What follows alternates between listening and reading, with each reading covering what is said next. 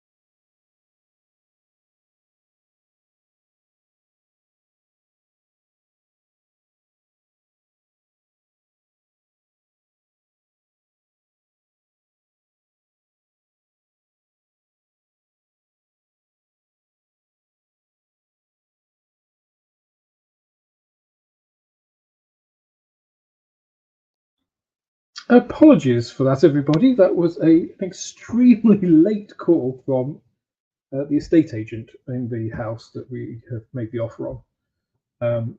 So just to bring everybody up to speed, in case you didn't know, so I mentioned a few weeks ago that reluctantly, because we do love this house, we are having to sell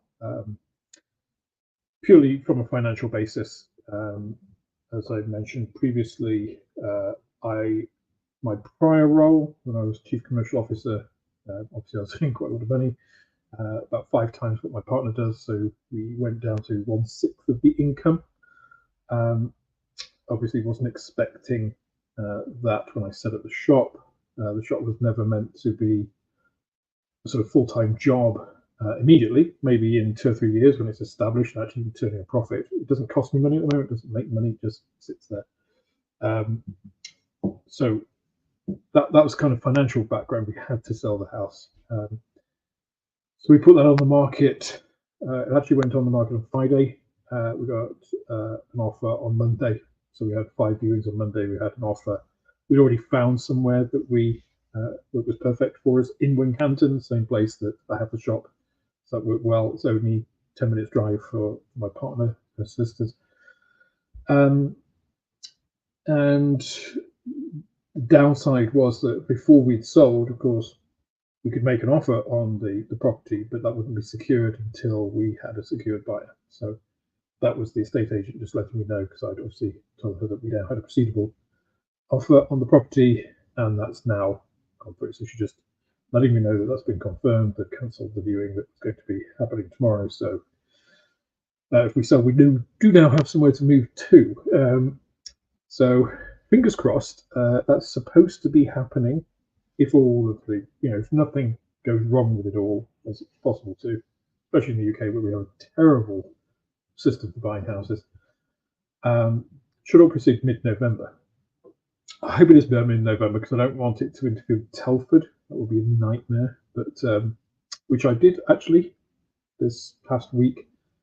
Also complete the payment on my stand at Telford, so that's confirmed. So Man's Model Moments will be at the IPMS Telford Scale Model World this year.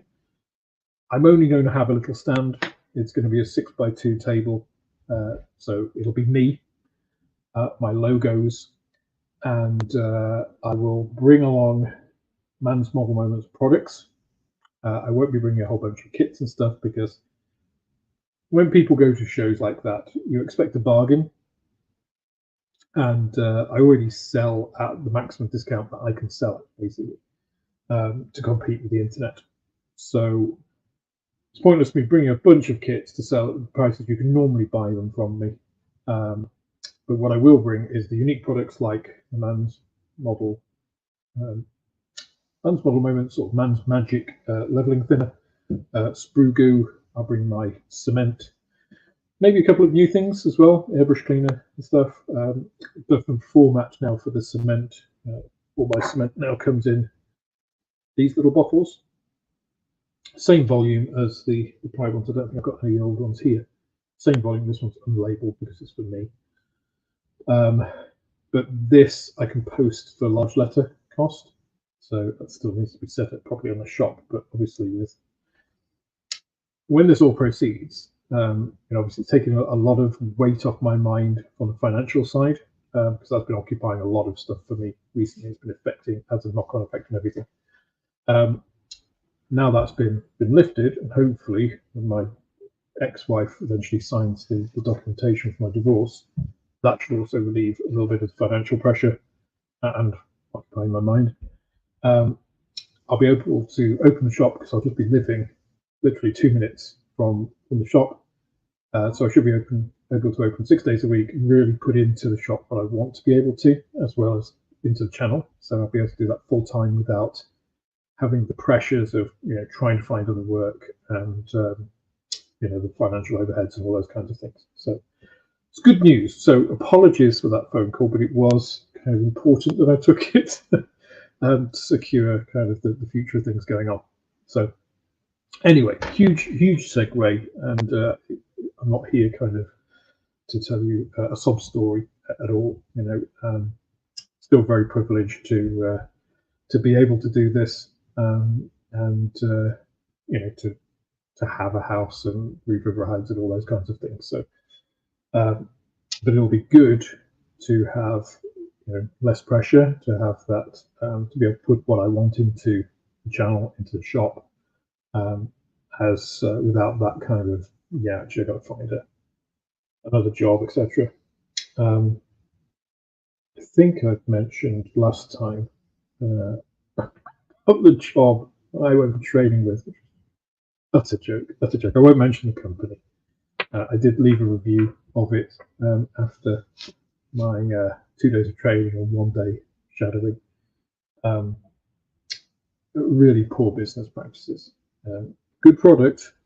If they had better business practices, it could actually be really good. But yeah, I feel that if you want to know all the details of that, I'll be staying at Telford from the Friday night through the entirety of the show. So if you're staying as well, that is what I call a beer chat. So buy me a beer and I'll tell you everything. Anyway, let me get back to the comments because I have barely started when that phone call came in. So let's see who's in. David Markey, good evening. John Alec, as always, thank you for coming and supporting. Most welcome. Michael Myers, Gary, Graham, John Christmas, all good to see you. Good to have all the regulars in. Graham Coxon.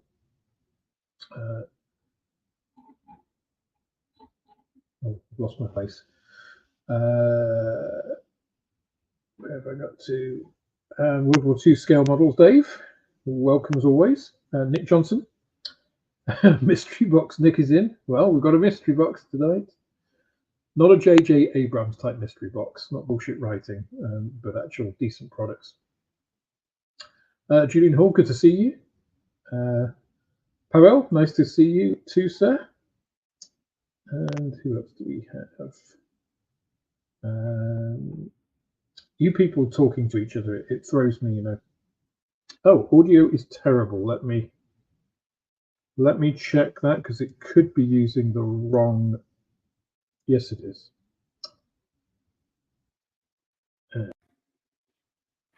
There we go. Thank you, Classic Model Building, for letting me know that. Sometimes I don't know why StreamYard does it, why you can't set like standard defaults. So this is my standard mic. It's a Yeti. It has this shroud on it, plus a click filter. It's a really good microphone. If anybody is thinking of going to podcasting or YouTubing or something, it's a really good microphone. It's not the most expensive. It's not the cheapest. It's a 3-figure sum. One of my major investments for this. But rather than using that, the computer thinks, oh, he's plugged in a webcam with a really shit microphone. I'll use that. So thank you for letting me know. It's good. Before we really get started, to actually have that. So apologies if you didn't hear what I was saying before. It was all a mumbled mess. Gary as well, letting me know, thank you. The problem is getting to all of the comments. Difficult to actually see it. So the King phoning him saying he can send him 200 airfix kits to the Tamiya tank. Well, I wish.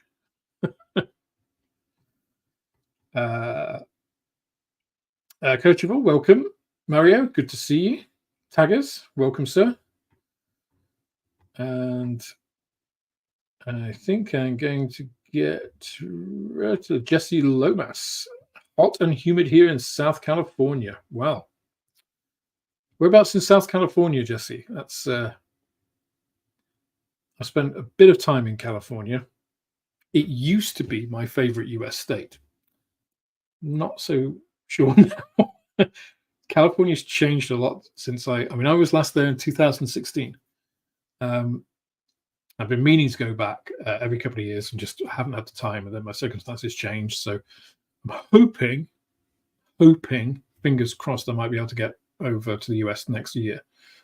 But yeah, California is a very different place now than it was back when I was there, and not in a good way. But San Diego is one of my favorite cities in the US. I know John Alec lived there for a little while.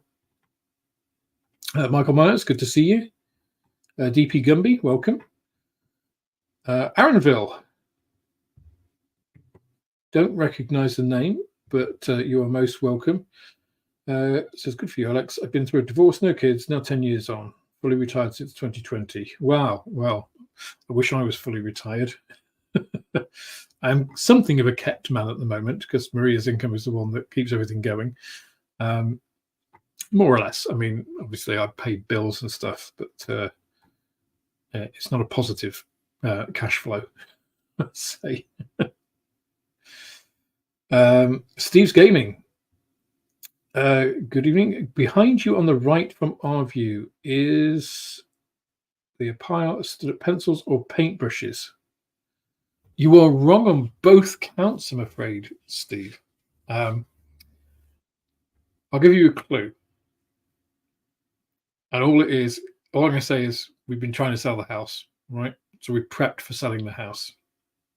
So put your guesses as to what you think it might be now you know that fact. Answers on a postcard, no reward, other than, bragging rights. Hayden Jones, good to see you. Got a good crowd in today. Ivan, nice to see you. David Barber. Ooh, lots and lots of people. Okay. I am up to current. So, yeah, if you think you know, I always get this. I always try and reverse it, but then I end up double reversing for some reason. If you know what these are, so if you want to try and guess what that is, not pencils, not paintbrushes, cheese and pickles on a stick, not quite. There we go. It's a reed diffuser. So we've got reed diffusers. It's not like we don't use reed diffusers in our history. They're the kinds of things that usually we get, one of, when it runs out, we get another one, usually downstairs for the lounge. Because we've got Pablo, dogs are inherently stinky and you can wash the blankets and stuff, even though he doesn't have fur. But it's just to make it, not smell of dog all the time. But in the last week, these things have appeared in every single room. So, the house has never looked as good. I mean, this is the worst room in the house in terms of, the amount of stuff in it. And there is very little stuff in it at the moment. I mean, mostly this kind of pile of books here, which there isn't anywhere to put. But yeah, it looks great. We spent a long time doing a deep clean, and obviously it paid off because it's sold in a day. But so yeah, David and Julian, you're all quite correct. They are. So incense sticks. It's a reed diffuser, so it's one of these. I don't know what flavor it is. Cleanse, whatever that is. I can't see because there's no. I don't switch these lights on, so this is where I do the modeling bits. And I don't switch these on because otherwise it blasts the camera out, you see. Orange Blossom and Berries, this one.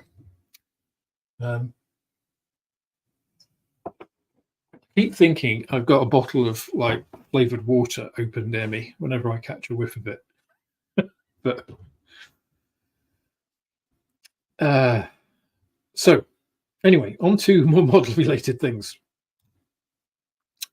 Aaron, good question. So for those of you who haven't been here before, or just if you are getting frustrated that your question hasn't been seen, remember to put question in capital letters before you actually ask a question, because it just draws my eye to it.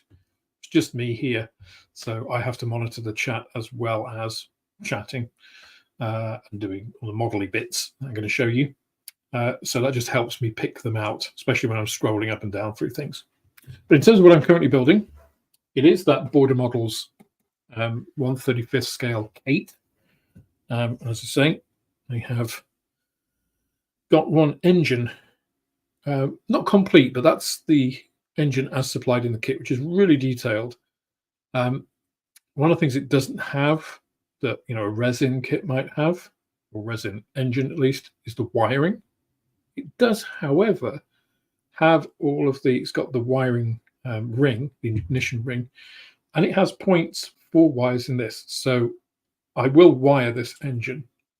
So all it needs literally is the wires attaching between those pieces, cutting and attaching. So I think this is probably one of the best renditions in injection molded plastic of an engine, radial engine.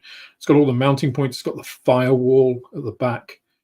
So I'll be posing it at least partially open, if not fully open, because it's a really, really nice piece of plastic. Not as straightforward as it should be in terms of building it, but the other thing that I'm building is this little beast. So I showed this on the last unboxing of ICM products, actually. So this is the ICM 02A, the Skymaster in Vietnamese. So it's the militarized one. You can tell that because it has these cutout panels on the doors for improved forward visibility. So basically, these were fleet direction and observation aircraft. So they would go and make sure that things were being dropped where they should be being dropped and not being dropped on friendlies. Entice the enemy to reveal their position by shooting on them, and they also carried some unguided rockets or gun pods to get targets of opportunity. So they were used a lot in Vietnam, and I think they lost like about 170 of them. It was also they were used to send out to spot pilots and things that had been shot down. So if you were recovered, it was usually down to one of these guys finding you. It's a really, really nice kit. So I've done it this afternoon, and I've kind of mainly been hampered because of the painting. So you get this really nice, and I will switch on the proper camera for that, but you get this that's upside down, this full rack of, they carried a ton of radio equipment, these Skymasters, because they had to communicate with lots of different branches of like army and air service and stuff. And that's all rendered pretty well there. Again, really just needs some wiring adding because it's very visible through the windows. It's got a really nice instrument panel. Really impressed with it. Not a new kit, but it was this, again, as I showed on the last unboxing, part of this enormous box.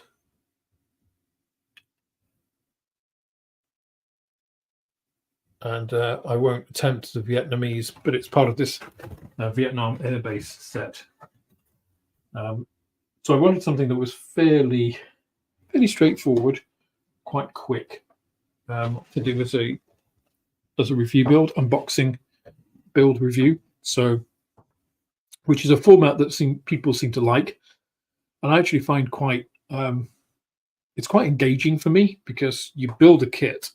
Most of the time, the most of the reason I don't finish kits in a short amount of time is because of all the painting.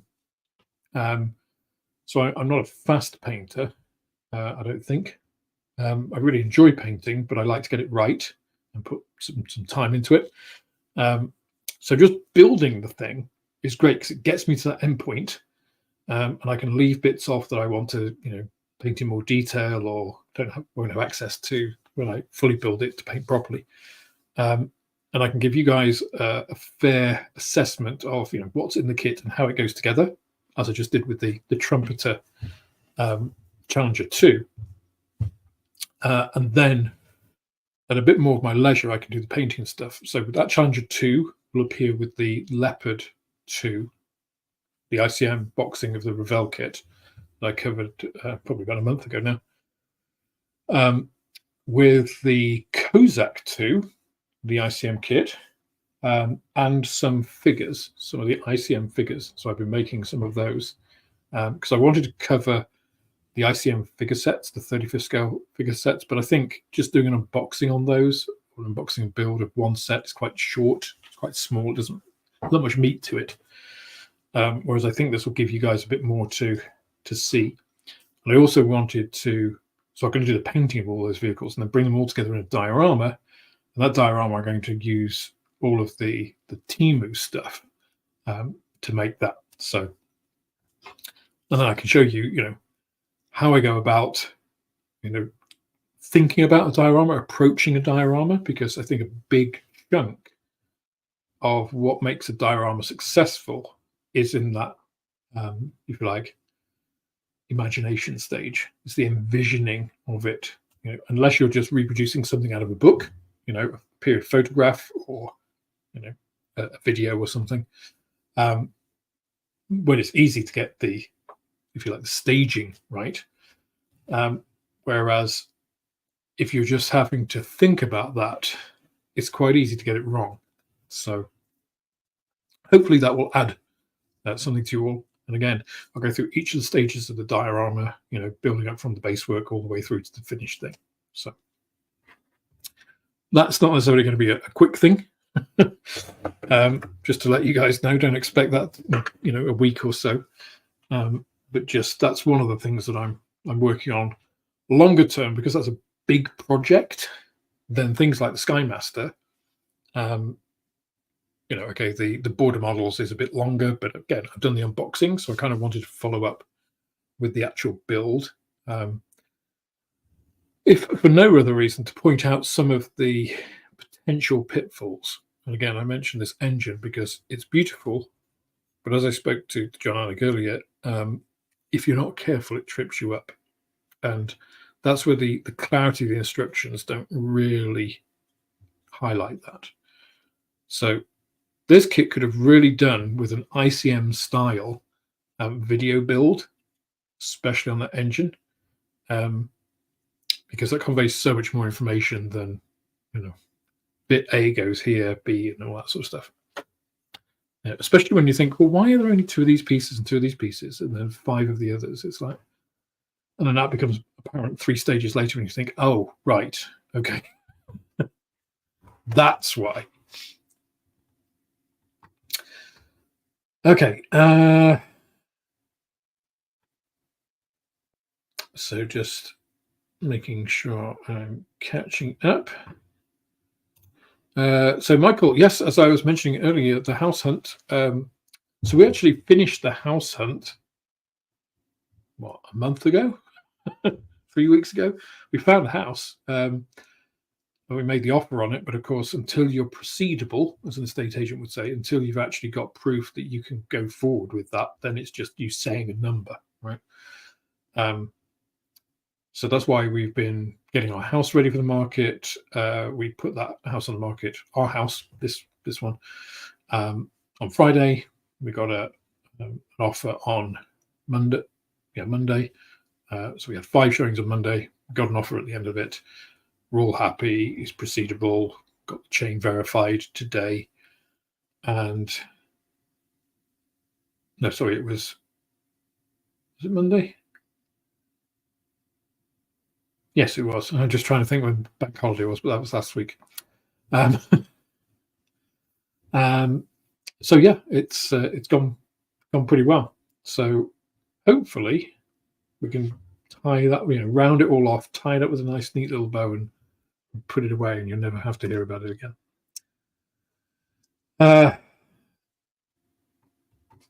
Right, I think. Oh, got a couple more questions. Arville, do you do the following stages? Wash the plastic, glue, prime, paint, gloss varnish, decals, weathering, and then maybe matte varnish afterwards? Yes and no. So it might be heresy. I don't wash plastic. So I know, and it'll be interesting with the border models because John Alec does. So, but I haven't washed. Okay, that's not 100% true. So I wash plastic when I feel it needs it. So most modern injection molding companies, the release agent or a way of releasing the plastic, because the reason you wash, let's go rewind, the reason you wash models in soapy water is to remove release agent. So release agent just helps the process of that. Once your injection molds come together, squeeze the plastic in, come out, it helps the plastic release from the mold without sticking to it. The formulation of plastic these days usually incorporates, it is usually such that that isn't needed. Okay. Now that doesn't mean that not that all companies don't use release agents. Some companies still do. So I've never found it to be a problem in a modern kit, even an old kit, for a couple of reasons. But there are exceptions. So if you look at my what is the best 1/72 F35 kit in the world, the first video I did of that, not the follow-up one, because that was just under Tamiya, because they released that. I also need to do an update, but I'm holding off until Revell release their 1/72 scale one, because Talieri have released their 1/72 C. I want Revell's, and then I'll do an update on that video, a third update, or third video, second update. But if you go back to that video and watch it, you'll see the Hasegawa kit actually had so much release agent on it. It was visible, not just, you could just feel it, it was visible. It looked like somebody had dipped it or wiped it in olive oil. It was awful. I washed that kit. Right. Now, the reason that, and I accept any, potential detriment that might come down the line for me not washing plastic, right? But a couple of reasons that I haven't personally found it necessary is I use almost exclusively, mostly, not Tamiya Extra Thin, but liquid. This is my equivalent to Tamiya Extra Thin in a Tamiya Extra Thin bottle. But I use this cement, which is 2 organic solvents. It's acetone and butyl acetate. They care nothing for release agent. Those will go dissolve. They'll go straight through any release agent. They're pure organic solvents. They're quite aggressive. They'll go and melt the plastic. Plastic will melt together, and that'll be fine. So it's not really going to affect that. So the thing that people then will say, well, your paint won't stick. Well, I tend to either use a rattle gun, so usually nitrocellulose based spray primer, which again, any release agent can't stop that. Or outlaw paints, which again, lacquer based. Anything which has a harsh organic solvent in, basically, is just going to go straight through release agent. Release agent is basically like an oil. Think of it like that. It's an organic chemical. So if you're using water-like soluble paints, then it can be an issue. So yeah, I don't wash the plastic. Generally, I do tend to glue everything together, prime it, paint it. I don't tend to gloss varnish. I tend to use Pledge. So Johnson Clear originally, Crystal Clear originally, I guess, because I still have some of that, not being produced currently, but you can still find it around. And I just tend to gloss the areas where I'm putting decals down, because the reason that you, again, think about the reasons, the underlying, why you're doing this, is to, stop any silvering of the decals by getting air trapped underneath. The easiest way to do that is to create a gloss surface. Pledge does that quite nicely. You can do it locally, and then you can seal it in with Pledge as well. So effectively, like you're encasing it. And then I almost always do like the panel lining and stuff, that sort of weathering, then seal it in with whatever coat of varnish, and then add any other weathering, like rust and stuff. And I may or may not seal that in, depending on what it is. So roughly, yes. Sometimes, of course, you do need to paint bits before the whole thing goes together. That's one of the things it's kind of been doing with this. You can't really see because I painted it. You can just see at the top there, slightly different grey here than here. because I painted it in a very light grey, in plastic grey colour, which seems superfluous, but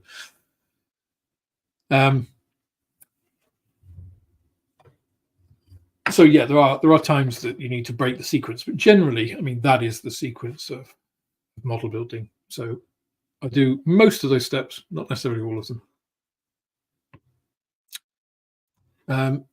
Steve's Gaming, what kit surprised you the most? You didn't expect much, but it was superb, or vice versa?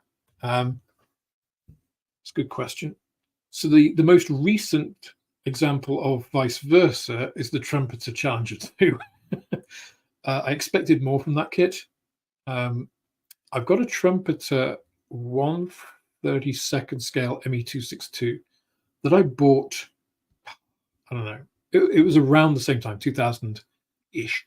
Yeah, I'm not quite sure when the molding came out, but that is a stunning kit. It's absolutely beautiful. The detail on it, the crispness, fantastic.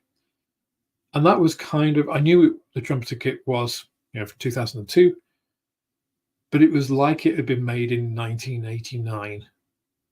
Yeah, it's like Trumpeter hadn't used their most recent, they hadn't designed it by CAD. They hadn't used their most recent tooling on it.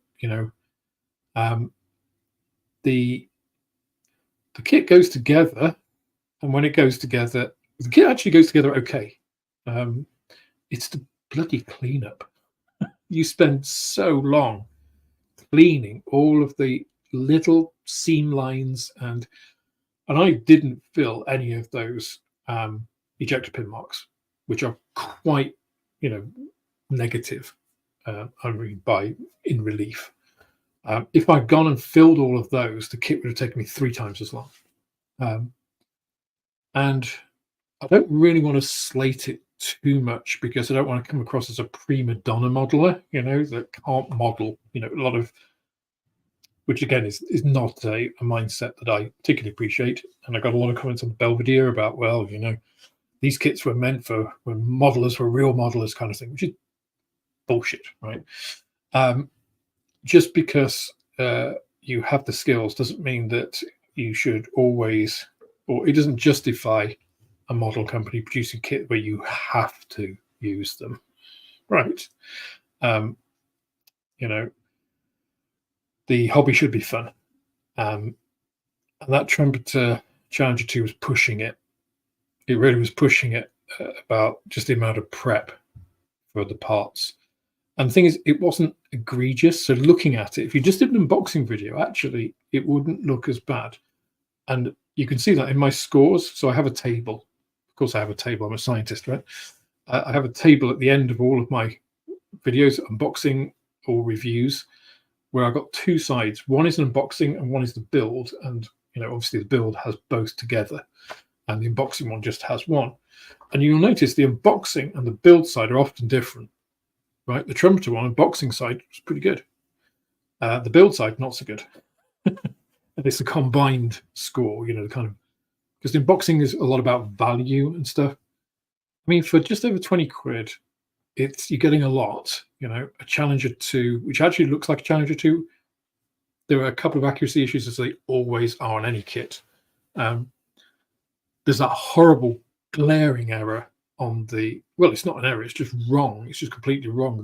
They mounted the gun in the wrong place, which completely destroys the look of the tank, because you've got the gun mantlet, which of course you have that sloping, quite acute angle on the Challenger 2 turret, and the gun comes in, is flush with that, more or less. It's a little bit different, but suddenly you have this thing where you've got these 2 pieces, and then this bit which is sitting out here, and he just, plus of course the bit which, I don't know what it's made of, but like the little flexible bit which just stops dirt getting in the mantlet workings, there's a gap. There's just it's a big trench looking into the empty turret.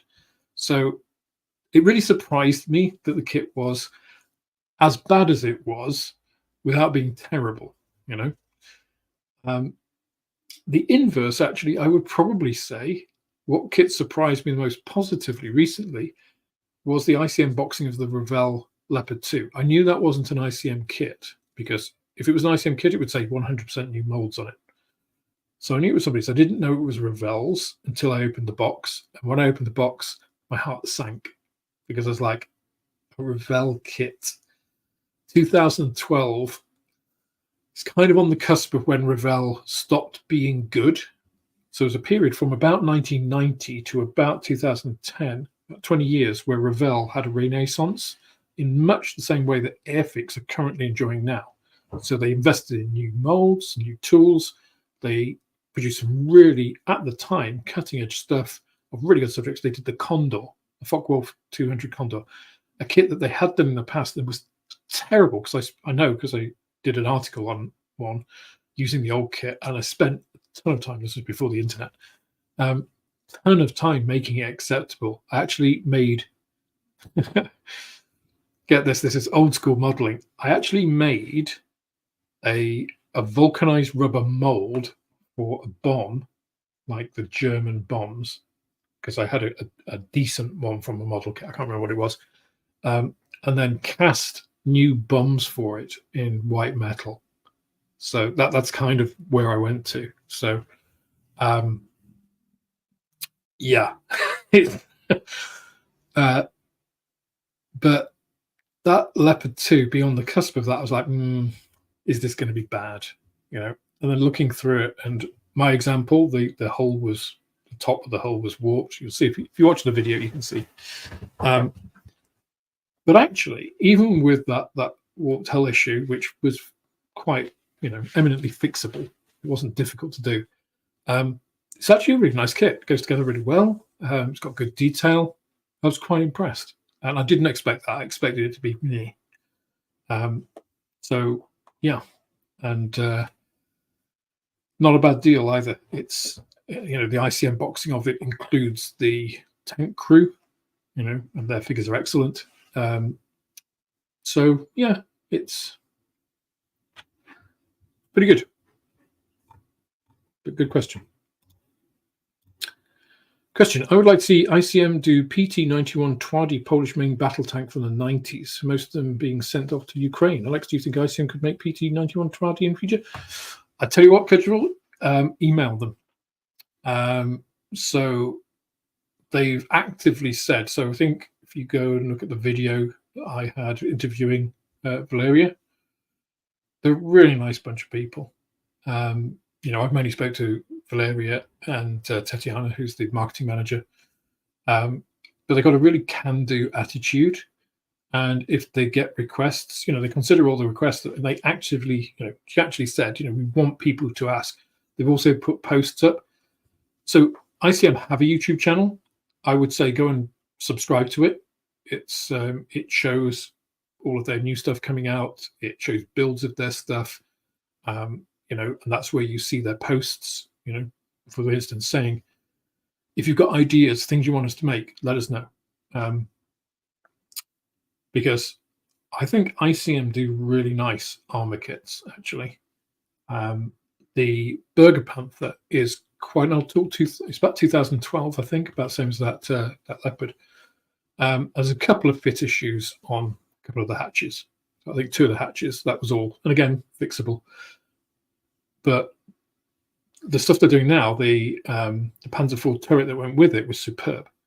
So I'd love to see some 1/35th scale modern armor from ICM. And one of the kits today, actually, that I'll show you is I always say reboxing, because what they do is they add to stuff to create new boxings. I'll say new boxing of a 2023 kit that got Kit of the Year from a German model magazine. And I think if they started doing that in armor, they would start to give some of the other companies a bit of a run for their money. I would also like to see their current, the Polish current main battle tank, which is the South Korean, was it the Black Panther, I think it's called. That looks quite a cool tank as well. But been recently getting into modern tanks since all of these Ukrainian things. Okay, you are more than welcome, Aaron. Any questions, feel free to ask.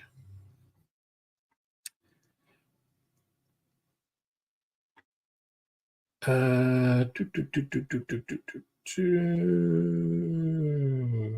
me go. Okay, right.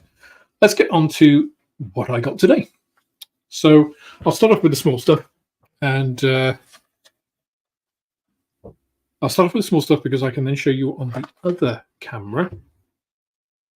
Let's just add that, and let's. I think I can swap these guys around. Yes, I can. There we go. I'm getting. It's only taken me forever, but I'm getting this StreamYard stuff. Let's give you some more light for this camera. Come on, there we go. And then let's get rid of me. There we go. And then I can show you some of the things I got. So the first of them, I've managed to mess up somehow, but I did that. So we have some paints. So these are a couple of new box sets they've got in their paint range. So still the same paints, obviously. They've got the paint range that they have. I don't know whether they're going. I think they're planning on adding to it in the future, but at the moment it is the 80 paints that we know and I love. I think they're really good paints.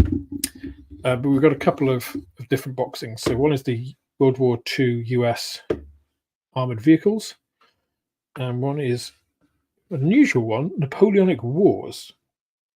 So interesting to see this, and there's a couple of things which I've noticed in recent paint sets.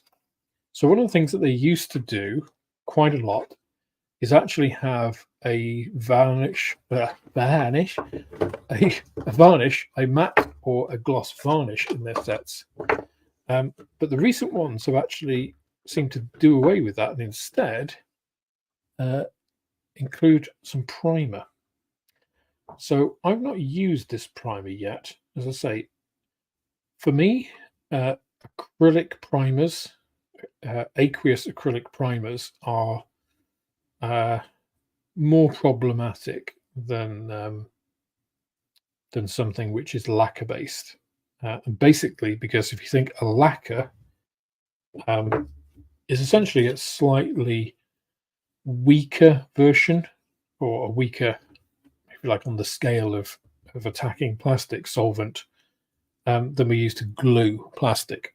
So effectively, any sort of lacquer paint or rattle can primer, if it's sort of an automotive type propellant, kind of actively bonds to the plastic. Yeah, it's a bit like watercolor paint on a canvas or on paper. It actually sort of soaks into it, so it sort of bonds with it. Whereas this just sticks on the surface. Yeah, so it's a bit different. And so I used to use Vallejo spray primer, again, an acrylic one. And I think this is going to be similar. And I moved away from them. But if you're not in a position to use those, if you don't have an area where you can spray them, for instance, although for spray primers, you can always just take the thing outside. But again, in this country, especially in wintertime, that's not always an option. So that primer is something that I've noticed coming through recently. And this Napoleonic set is quite interesting to me because it has colours that you don't often see in a lot of their other sets. Deep red, deep green, gold, and dark blue, and deep orange. So very bright, bold sort of primary colours as things were then. And it also has probably my favourite colour out of the ICM range, which is this off-white. I've been thinking about a video for a while about black and white, because they're two colours I think you should never use. You know, there's good reasons to use them, but this as a white is, to me, perfect because you can see how it is literally off-white. You know, the label here is white, so it's actually kind of a really very, very, very, very, very light grey. I think belay hose, and it's got a slight bluish tinge as well, which may come through on this. The other thing I wanted to say as well about this camera, the BenQ camera that I did a review on, I don't know, a couple of months ago now. One of the things I noticed today, let's get all these out of the way. So I want to show you a similar thing, which is what actually triggered me to notice this, is this. So this is ICM's 80 color set. So this is all of their acrylic paints. And the colors here, okay, if you can kind of get a mental, in fact, no, I can't do it one-on-one. I can't freeze that, can I? Not on StreamYard. I can do it in the software for the camera, but I can't do it without that. See if I come here, and now I show you this here. I don't know if you can tell actually. Can't really tell here, but the colors on this camera, I mean, you won't be able to tell directly because you can't see this box. This is much more accurate. This is a much more accurate representation of what you actually see than that webcam. The webcam distorts the colors quite a lot. But this is another thing that came today. And I mean, this is nothing that probably some of you haven't already seen, but I'll show you anyway. But this is the 80 color box set from ICM. And the reason that I've got this, I specifically actually asked Valeria if I could have some colors that I'm missing, because I've got quite a lot of these little sets, these kind of ones. But I said there's a few colors that I'm missing because I would really like to do a video specifically on ICM colors. But I really want to give it a full crack of the whip and do them all. And so she said, well, I'll just send you the full colors, which is great. So that'll be a video. So that isn't, you know, a current new thing. That is just something that I asked for because there will be a video. Obviously, I've been doing quite a few on paints of late. And there will be one on ICM acrylic paints. Because, as I said, I think they're one of the best paints for paint brushing, for hand brushing that there are around at the moment. So I think... and also there's some interesting things you do with them. And so I've also tried spraying them as well. And I've sprayed them with my leveling thinner. So there's a couple of other things I want to kind of go into with that. Anyway, so this is the first of the sets. So this one I was really quite looking forward to after I looked at the, I can't remember what it is. It's like a German truck with a field kitchen. And really what I was thinking is, well, this is great, but really you need the figures to go with it. And of course, this is one of the things that they have now brought out. So this is these are all the August release, I believe. So these should be hitting shops at the same time as I'm showing you all of this. So this is very much like the old Mia field kitchen on 35th scale that you could get, but obviously a lot more modern.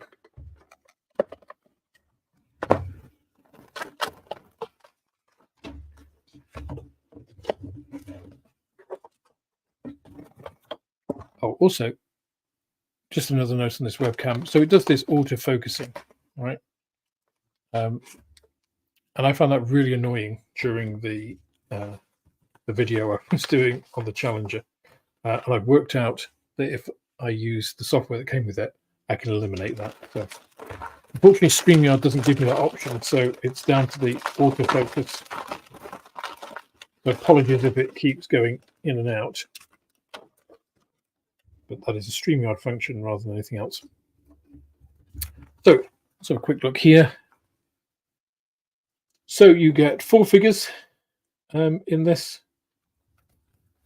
plus you get the field kitchen and the associated, let's say, cooking supplies. So there's the little goulash canon.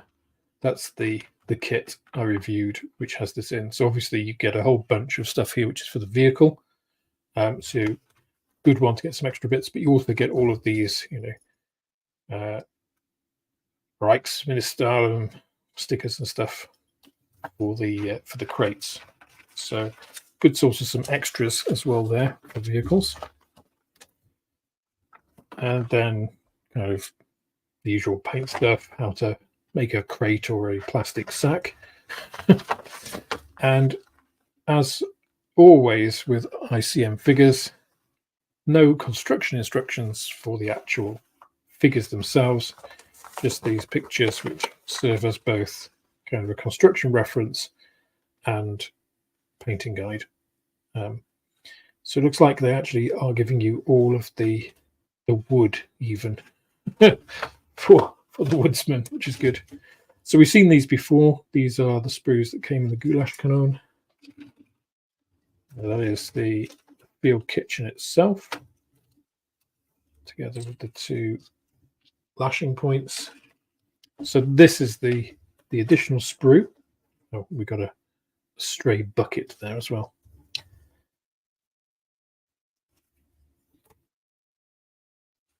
So really, really nice figures. I still think ICM do some of the best figures in the industry at the moment, not just because of the way that they're cast. Obviously they're molded in ICM's plastic, which is, it's nice and soft but has this hard edging to it, but it's easy to manipulate, which is really, I think, important for figures, because there will always be little bits which don't quite fit, although these are almost perfect, I must say. And the softness just makes them basically bond together almost instantly. Believe me, I know, after doing about 12 figures for this Ukraine diorama, that's important. And I have done a bit of kit bashing on them, so because I didn't want the same poses, for instance, in the tank crew all the time. Just let me give you some ultra close-ups.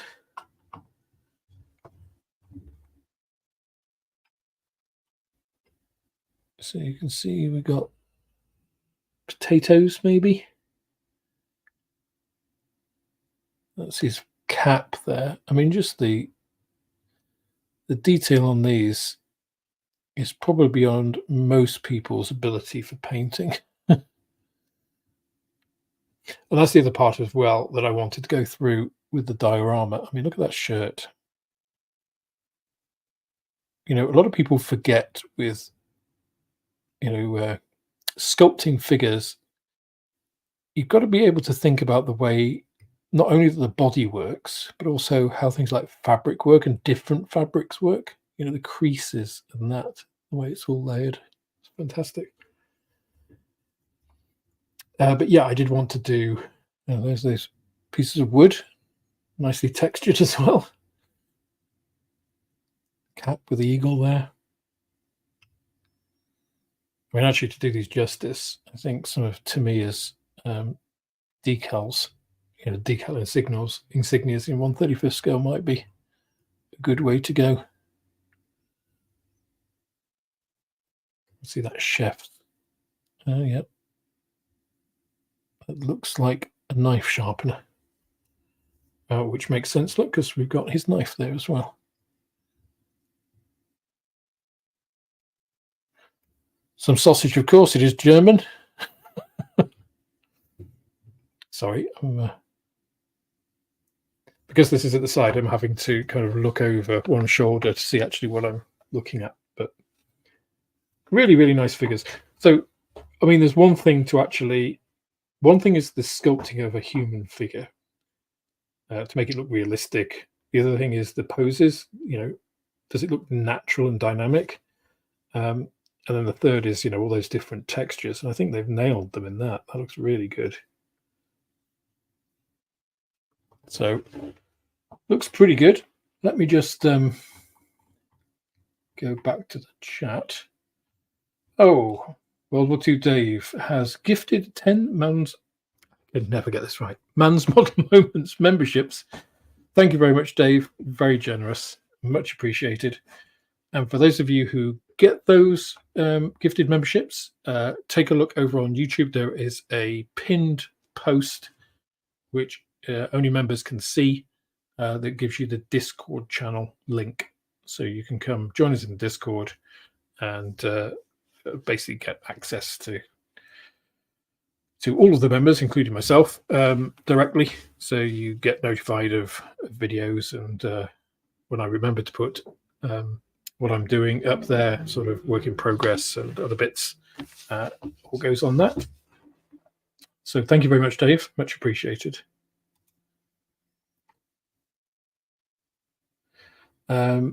So yeah, just going back to the paints. Yeah, I think ICM paint. One of the great things about it, right? Let me just grab a bottle here. So one of the great things about this paint is the consistency of this. Most paints you need to thin pretty extensively before applying it. ICM paint, generally you don't. It's a pretty good consistency right out of the bottle for brush painting. Obviously, you do need to thin it for spraying, but that's pretty rare, and the coverage is really good. The color density in it is really good, and that's kind of one of the ones, because at the moment I just sound like a shill, but it's one of the things I wanted to do with the video is actually show scientifically, of course, because what more would you expect of me, show how I measure that.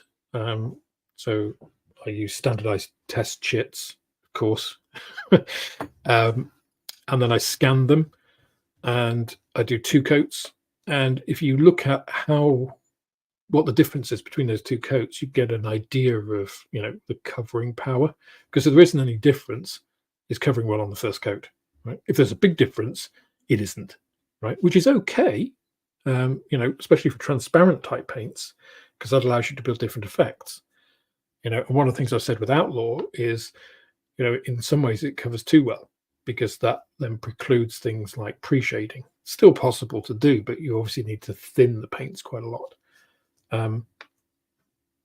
So yeah, I want to kind of do that with all of the ICM paints and kind of give a good scientific account of why I think they're good and what they're good for and which are the best colors. Spoiler alert. Off-white is probably my favorite. So if this isn't number 1, it's going to be up there somewhere, just telling you.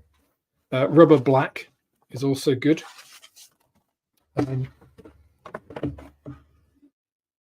just pop all of these back in the tray here, and we can move on to the next one. So some nice figures there. Well, I mean, a little bit more than just figures, though, right? That feel kitchen. Again, much like the original Tamiya kind of version of this, which is pretty old now. This gives you almost like a little mini diorama. Certainly, gives you a lot that you can use to create flavor in other dioramas. And yes, the pun was intentional. That's a very good question, Julian. If I thought exactly the same thing as you, because I saw this and I thought Napoleonic Wars. That's an odd thing. They don't need Napoleonic things. And I thought, well, maybe they're planning to do some Napoleonic figures. I think it'd be great if they did. Now, I think it was on the big unboxing I did last month. Or maybe it wasn't. I'm not sure. But they do a Dardanelles set, World War One. Again, that's very good. I actually gave it to a good customer at the shop who used to paint figures, and I was like, try these out. Because they're gifted to me, so I'm not going to sell them, but I'll give them to you. So, they're doing a lot of other World War One stuff, so maybe they will, because I think, some 35th scale Napoleonic Wars figures from ICM would be absolutely gorgeous.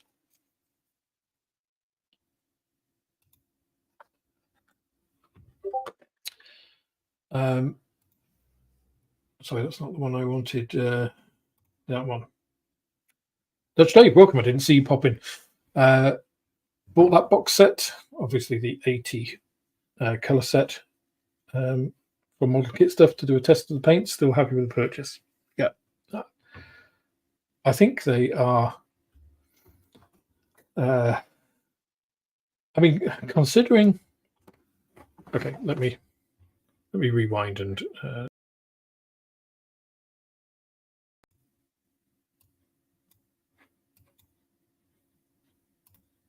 There we go. Just stop myself looking quite as yellow with the with those. So quick aside, and then that means I can get another box, you see, and slide it over here in preparation. There's method in my madness.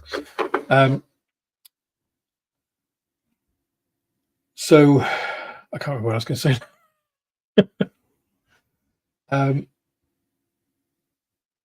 It's completely gone from my mind. If it comes back, I'll come back to it. Next box. Sorry about that. Let's have a look at Monty's staff. So another figure box. Again,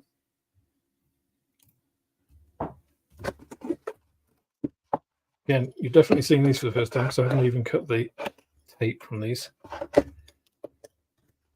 They do. It's a lot of tape they put on these. They're very secure. There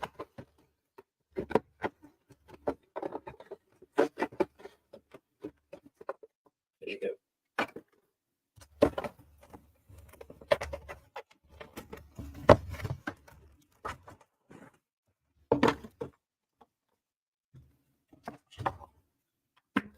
So a little bit of a sparser box, obviously. We've just got the figures this time. And there we have Monty and his field staff. Got a little map there for you to cut out and use on one of the parts. That's quite a nice little touch. Let's have a look how good the map is.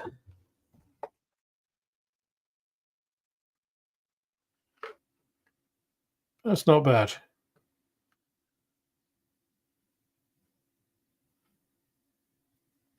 Considering the limitations of print, I mean, you could almost use it.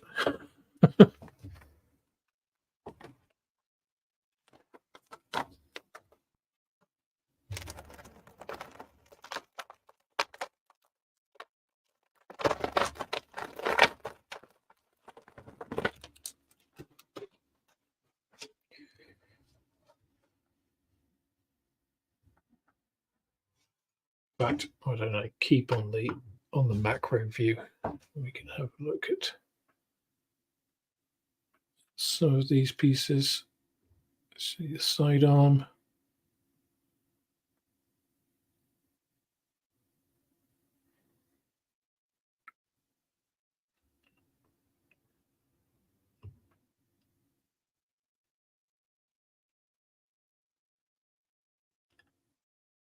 Cap there.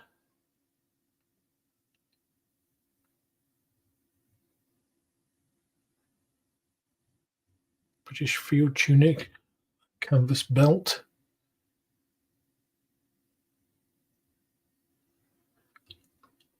I'm guessing this must be Monty. Oh, no, maybe it's not. Maybe it is. How do I get a side profile? That should tell us. Oh, come on, focus. It's difficult because pieces are sort of pushing it out. I think it's Monty because... No, maybe not. Ah, there we go. I think that's Monty.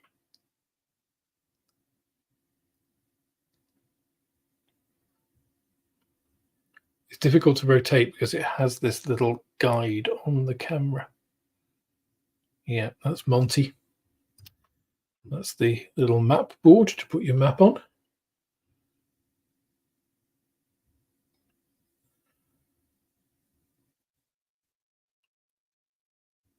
So really nice figures.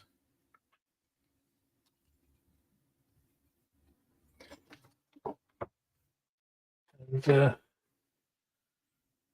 obviously very iconic character from the Second World War.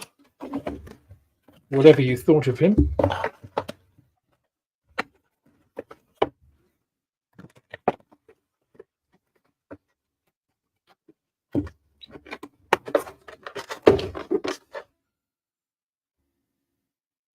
I do quite like ICM's box art as well. I think it's pretty evocative, I think.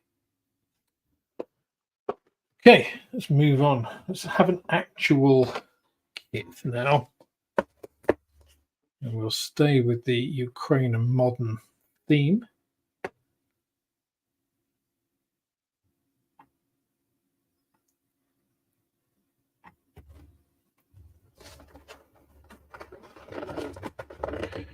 So this is another Leopard 2A6, again, of the Armed Forces of Ukraine, but this time it's a little one, 72nd scale. So this I fully expected, because I have had a look in this box, but I fully expected it to be the Revell kit. What I wasn't expecting is that you do get a photo etch with this.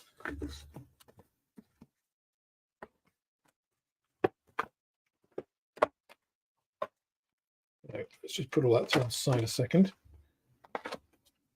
And it's a pretty big instruction book, considering it's it's the same size booklet, but it's also pretty thick, much like the the standard 1/35 scale ones. Quite nice art as well. Again, tiny little decals. Lots of variations on the symbology used in Ukraine. Pretty basic, but then most 72nd scale armor does have pretty basic instructions.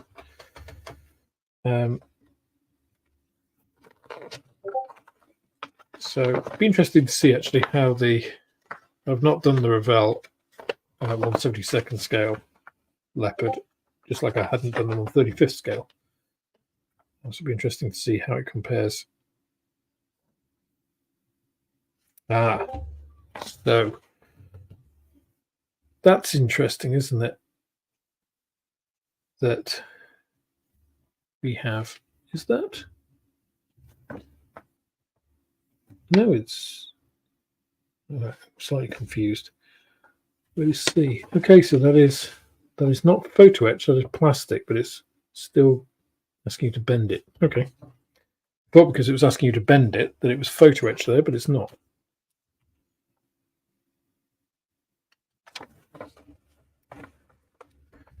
And then you have the kind of the cope cage, as they're often called, the spaced anti-drone strike armor is this photo etch.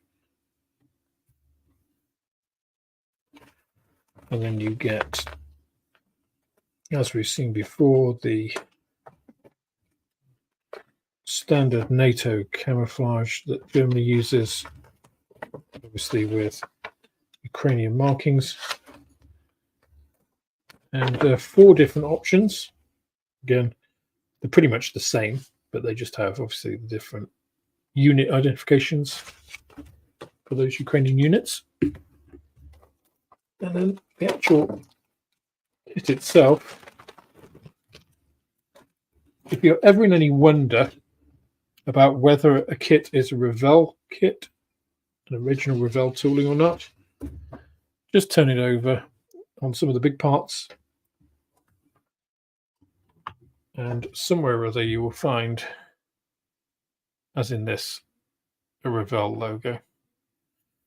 They always put their logo somewhere on their kits, and embedded in this way.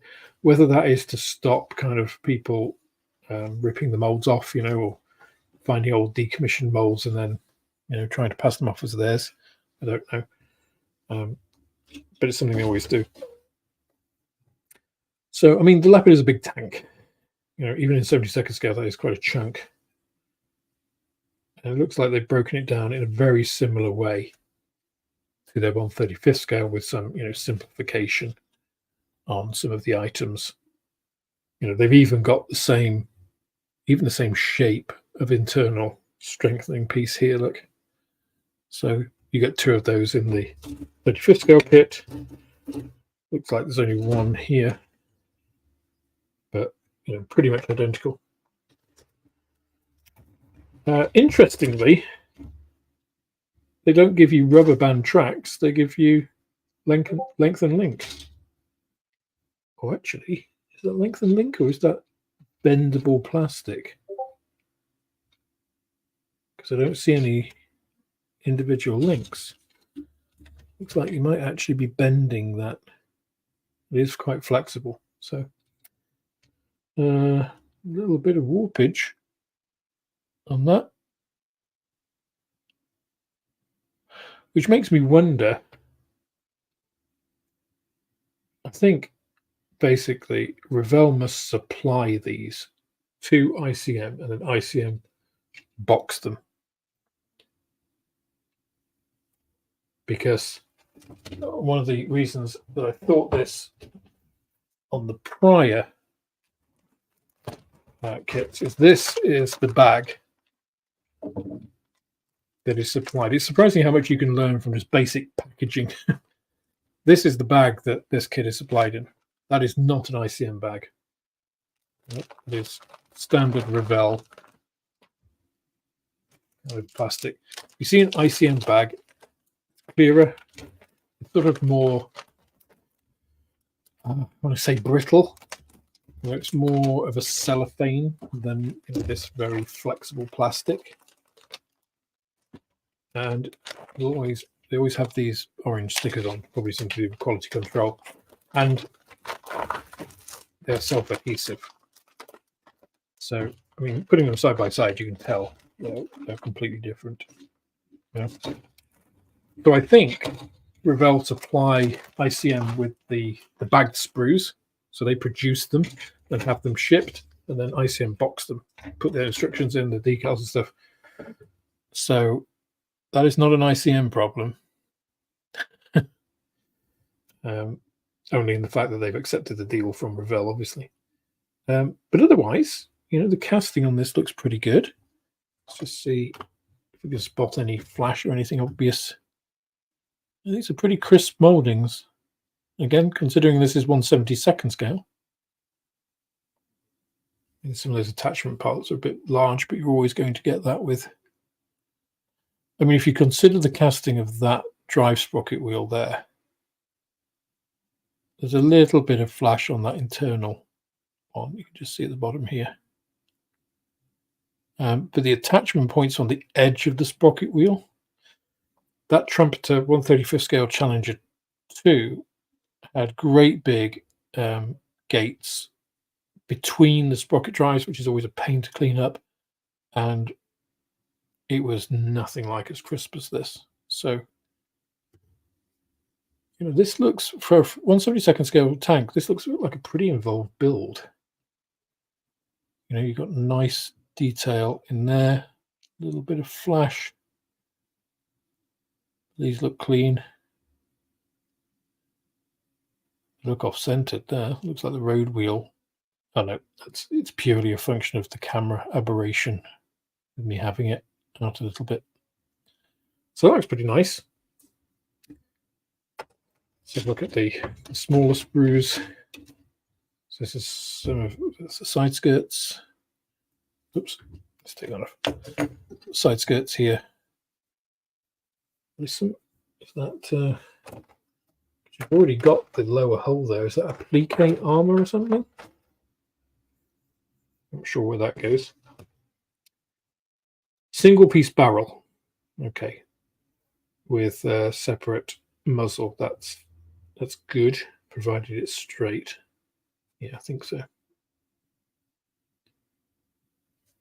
These single piece then with additional ones to go on, which is quite similar. Again, a simplification, but exactly the same way that they do it in the 35th scale kit. And a little bit of simplification here in that, obviously, in the 35th scale kit, these are separate items, but otherwise following a very similar kind of vein. And it all looks pretty good. That looks like quite a nice build, actually.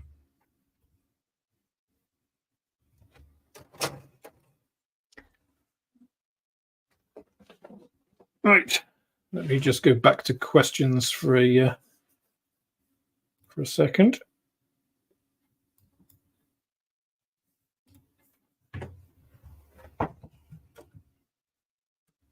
Again, just turn these off to make me stop me making. I've got jaundice.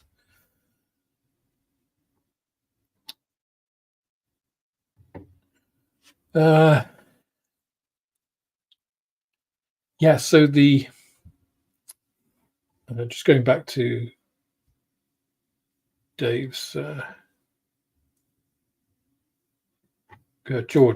George's question: where did you get the ICM paints at the Flying Dutchman? So in the UK, so I stock ICM's like paint sets. These, not the newest ones, because they've only just come out, obviously. I wanted to see how they did. They sold pretty well, actually. So I will probably get in the 80 color set. And if I can find someone that will supply, I don't know if they're supplying the individual ones yet through them. But if I can find a company that will do the individual ones, then I may well consider doing the individual paints. So that may come in the next few months. We'll see. Yes, I hope the white cross of the jerry can means water and not petrol is planning to pour onto the oven. I mean, in war, who knows? A bit of diesel to get it started. Aaron asks Ivan a question: can you use thinners and liquid flow drops in the same airbrush mix with the acrylic paints? I mean, generally you can, right? I wouldn't mix them in the airbrush, though. I'd mix them outside, because you never quite know what the formulation is from a paint manufacturer. Just remember what I was going to say on the paints, by the way. So ICM, for instance, they have, this is the 80 paint range set. See what I mean about the colors here? They're just less saturated than on the BenQ camera. I noticed that today. I think it's a nice feature of that camera. Also, this webcam is really cheap. So you never quite know what they've used in the formulation and what is going to react with something else to create something that gloops up in some way, especially adding more than one thing. So I would mix them in an external, if you've got like a little mixing cup or something, you can put them in to make sure that doesn't happen. So I've done this with these ICM paints. I've mixed them with my model thinner, the leveling thinner. 1 part of these to 3 to 4 parts of thinner, they're okay. You do them 1-to-1, they'll gloop up. So it's not just what you're adding, it's how much. And in this case, it's the amount of water here that is actually causing problems with thinner rather than vice versa. That's not always the case. Sometimes if you say you're adding isopropanol to something like this, it can actually cause, sorry, because isopropanol is quite a harsh solvent for an aqueous acrylic, and that can cause precipitation. So it can cause things to actually, things don't like that organic solvent. Even though it's a polar solvent, it's quite harsh. So they will come out of solution. So you get, particulates and gloopiness, and that's when your airbrush starts spitting and things. So I would always recommend mixing, for the first time you've done it at least, outside the airbrush. Much easier to clean it up if it's in a pot. You just rinse it out and throw it away. If it happens in your airbrush, potentially that's a whole breakdown that you've got to go on. In which case you will need some of my airbrush cleaner.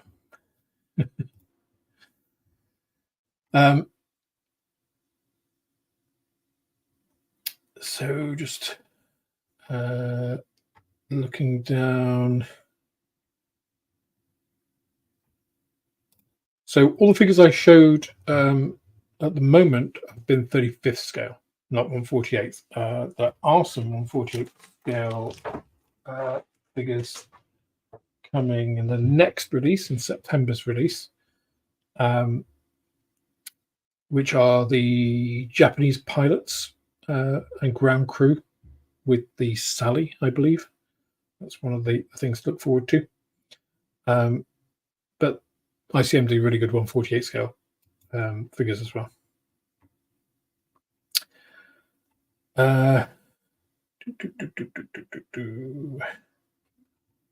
Just check. Oh no.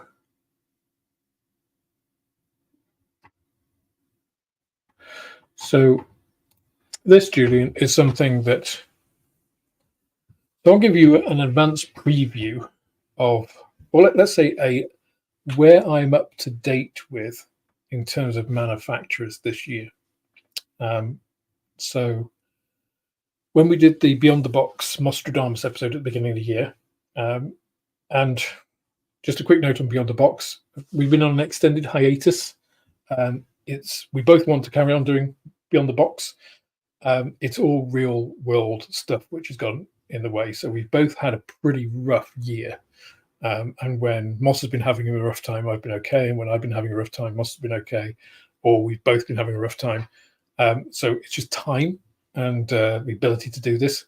So we should be, fingers crossed, we can get back into it. One of the things I might do is actually make Man's Model Moments Midweek Model Meets a bi-weekly thing. And then we have Beyond the Box bi-weekly every other one. So we have Beyond the Box 1 week, Man's Model Moments the next.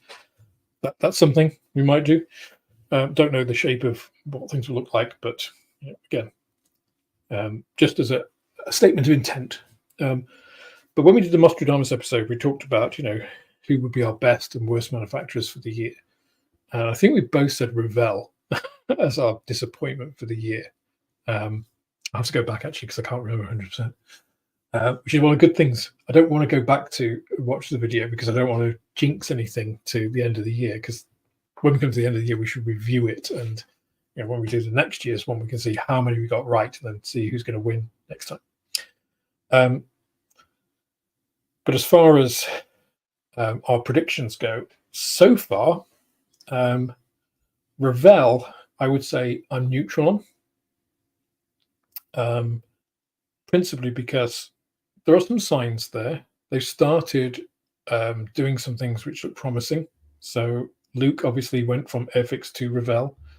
I think his views and the way that he's gone to the community and asked them a lot of questions and taken that back to Revell, so it's evidence-based, which is a great thing to do with Germans because they always want evidence. Having worked with Germans for the majority of my career, actually, which is a good thing, by the way.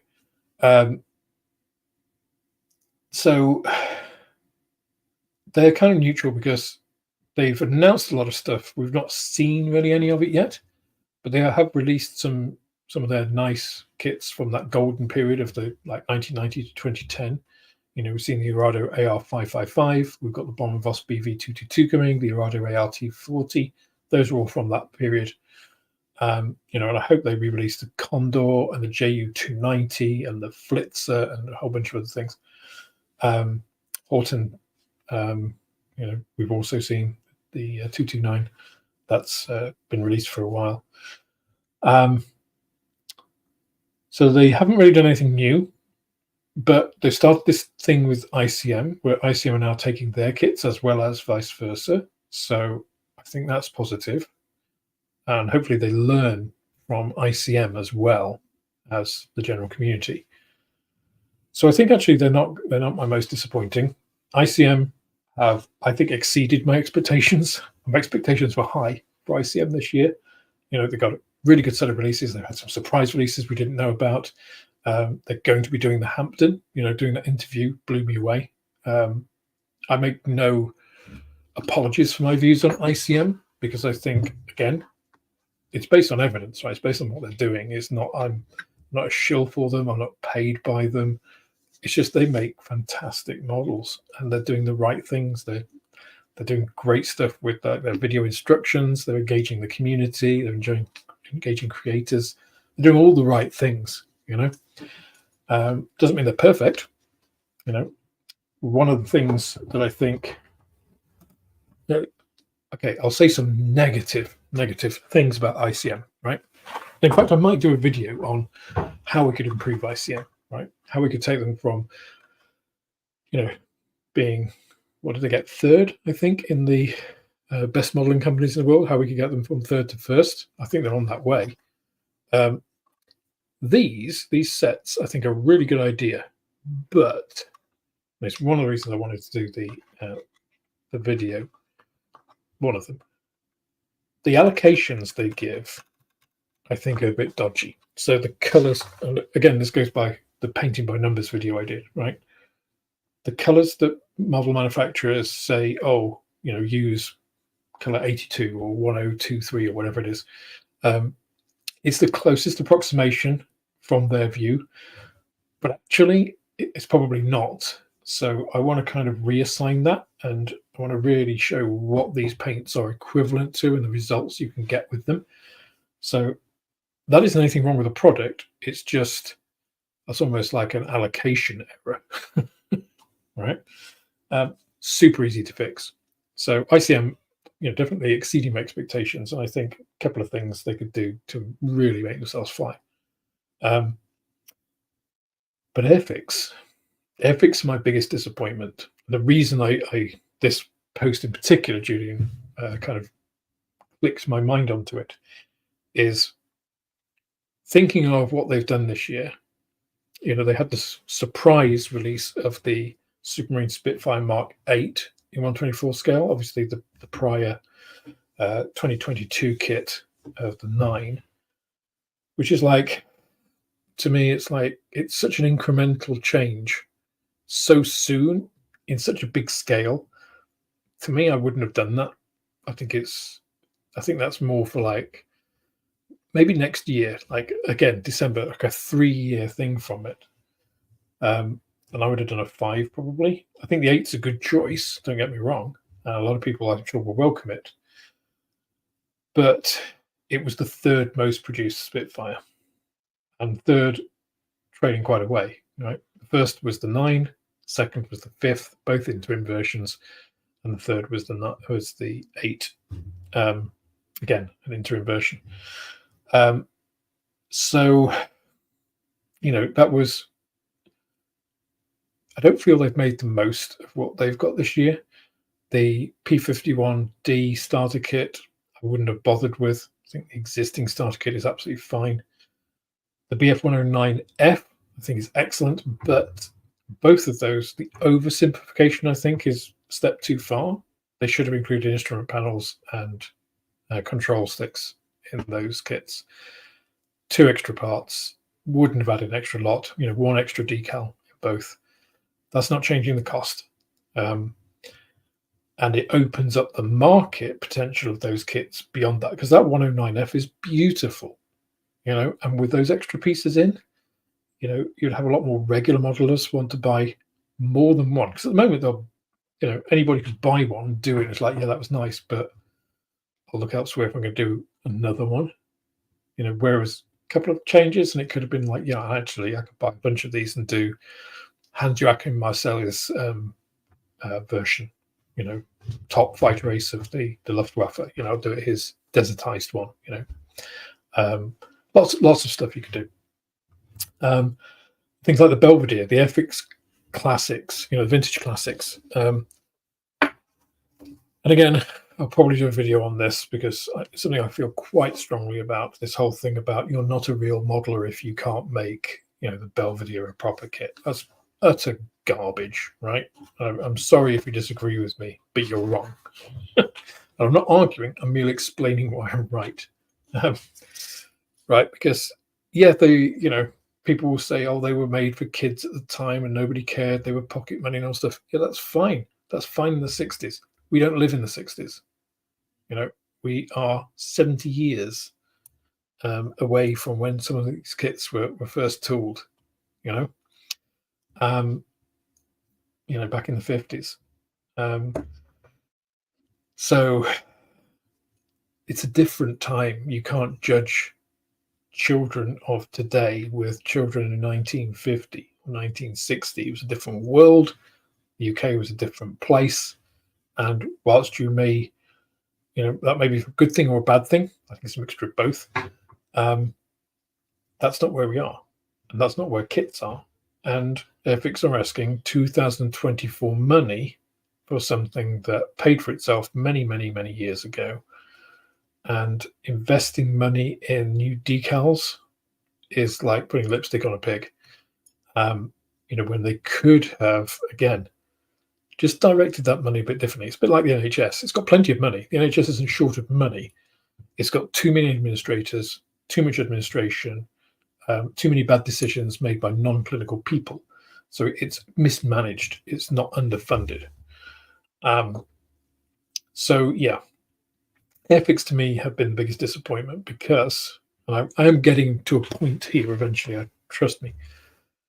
If they'd released the airfix Napoleonic figures, now I don't know if they still have those tools, but there are plenty of other, insert mold here. Something different, something that other people aren't really doing. Like, and we can talk about all these things, the Napoleonic figures, the Anne Boleyn and Henry VIII and the birds, and, they did the dinosaurs. Those, I think, are airfix classics in that way. The Bulldog, I think, is an airfix vintage classic. The Belvedere, I don't think is. I don't think it qualifies. I don't think it gets into that. It's vintage. I don't think it's a classic. So, the Napoleonic figures, I think people would buy because they're different. Are they going to be the best figures in the world? No. But how many other people do them? And how many people have fond memories of them? How many people will buy them because they are Napoleonic figures? There's all different markets. There's only one type of person that will buy the Belvedere, and that is somebody who built it in the past. No, sorry, two types, because there's also YouTubers who are going to do reviews on it like me. There's no other reason. As Greg said, it's one of the reasons I wanted to have Greg on the show last week. It almost broke him, but many times he wanted to throw it away. The fact that he made a good model out of it does not justify the argument of anybody should be able to make a decent kit with, crap thing, which is stupidity. It really is. So, but yes, like you, Julian, I'd love to see ICM do some Napoleonic figures. I think that would be great because, again, it's something different. How many people who do modern armor and stuff, I might fancy something different like that because it is so very different. It's bright uniforms. It's all spectacle then rather than camouflage. Anyway, after all of that, let me just check where we are.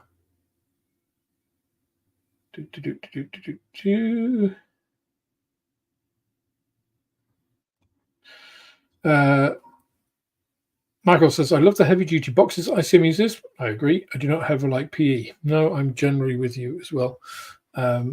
Actually, that's a good point. I didn't really look at the PE, did I? Let's quickly go on to that. That's a good segue before we get into our next box. Let's go there. It's a bit of a faff doing this on StreamYard, to be honest. So this is what they supply PE-wise. Now this is not Revell, because if you look at this, sorry, when it decides to focus, look at the bag, an ICM bag, and this looks like standard ICM plastic. It is. So ICM have tooled these to go with this kit. Look, you can see, and I mentioned this in the other Leopard 2 video, you can see how this is a very, very grey, very neutral grey, whereas this is almost like, it's like a slightly brown tint. It's like a stone grey. So Revell plastic is more of a stone grey compared to the grey, neutral grey of ICM. Now, the good thing about this is these parts are all large. So yes, it's photo etch, but it's for these grills and this plate armor. applique armor.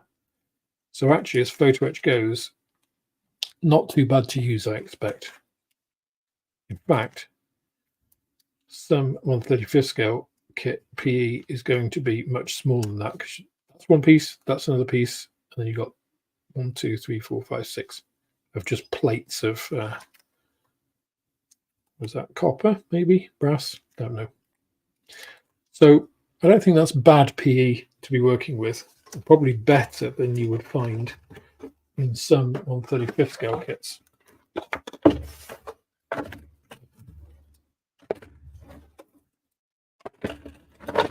So let's pop all of that away. Speaking of the Ukraine as well, one of the things I have upcoming will be the Slava Ukraini group build that I will have everybody judge, and ICM have agreed to give prizes for that. So I'll put that together, get some vote together, and we'll see what happens with that. But this is our next kit, another 1/72 scale kit. And this is the Focke-Wulf 189C, or version 6. So this was a prototype when the Reichsluftministerium put out their tender for a ground attack aircraft. This is what Focke-Wulf came up with. They took their existing Uhu 189 observation aircraft, removed, or rather replaced, the central piece, cockpit, whatever, fuselage, with this small armored cockpit to produce this. Again, nice box art, standard box, and a lot of plastic.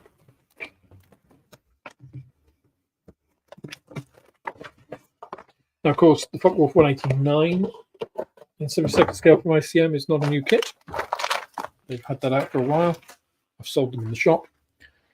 But ICM are pretty good, I think, about using their toolings to create other aircraft, or, you know, creating different toolings, let's say new boxings, if you like, rather than just, you know, getting the same thing and just putting it in a new box. They actually do something with it, you know, like they tropicalize it, or they put a different version or whatever. And this is a good example of that. This, I think, was only available from companies like Special Hobby up until now, this prototype. You know, more limited run manufacturers. I'm not sure exactly how many people have done it, but not a huge amount. Standard national markings, no swastikas, of course. I say that, I just spotted they are swastikas, obviously halved. So those of you who bemoan historical accuracy, I never judge a kit for that, because it's, I understand why people don't, you know, especially, well, if you're Revell, it's illegal. You're a German company. But also the political ramifications and stuff. And there are plenty of aftermarkets. And let's face it, you buy an aftermarket set of swastikas, it's going to last you basically forever. I think I bought 2 sheets, you know, one, and then actually I think I lost them and I had to replace them. So it's not like you're spending a huge amount of money. So looking at this, obviously, it's one of the things I like about ICM as well. So some of the things about a company come through in the way they operate. And if you think about this, so here you have the parts that aren't used. So this is the sprue layouts, parts that aren't used. So they've included, this is the transparency section for the standard Uhu, right? They use one, you use one part. That is the only part on this sprue that you use in this kit, but they have supplied the entire sprue. Now they could have had some other cost-cutting measure, you know, once they produced this, they could have tooled this with that part on and just given you this. But like, no, we'll give them the whole thing. You know, it's very generous as an outlook. You know, it's not, they're not trying to pinch pennies by doing that, which I think is admirable especially in this day sort of commercial world. You know, so this is their standard 189 kit. So this basically is their 189 kit together with these. So you could build a standard 189 with this. I mean, it'd be pointless because they need to do a standard one. Although if you wanted the extra parts, I suppose.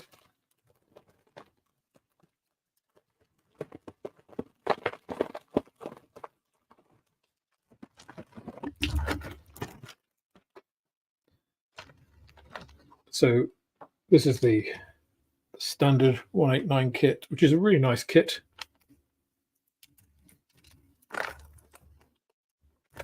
We'll just take out this for a second so you can see some of this a little bit clearer. So you can see you've got really nicely engraved panel lines, as you'd expect from a modern ICM tooling. You know, internal detail in the inside of the fuselage.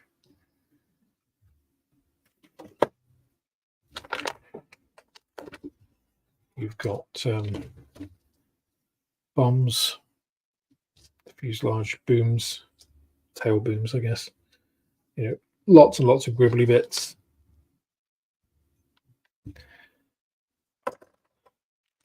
The entire, come on, focus. The entire frame of the standard transparency. The new transparency frame. We'll have a look at that in a second. And these are the new parts. So this is a new center section for the wing. Are you going to focus at all? Thank you. You have to ask it. Yeah. The new armored cockpit. And my God, you did not get a lot of room. I mean, obviously, this lost out in the end to the Henschel HS129, which again was an incredibly cramped armored cockpit. This, I believe, was a two-position. Yeah, it's actually got the second position there because you had a rear gunner in this as well, whereas the 129, of course, was a single pilot. And I think this was heavier because of, you know, the twin booms and everything, powered by Argus engines, I believe. But the plan was to use the captured French Gnome Rhone engines, which is, of course, what the Henschel ended up using because they had a huge quantity of them. But I think for the prototype, they just used the Argus engines because that's what the standard 189 used. But this is really nice detail.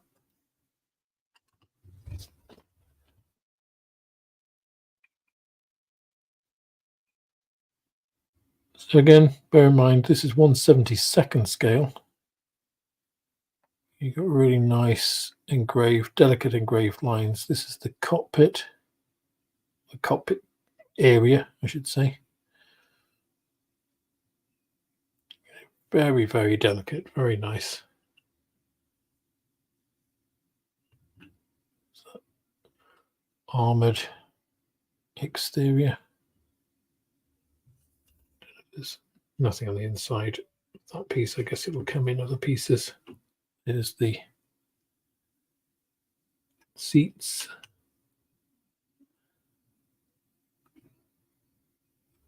So that all looks pretty good. Let's get some close-ups of this transparency.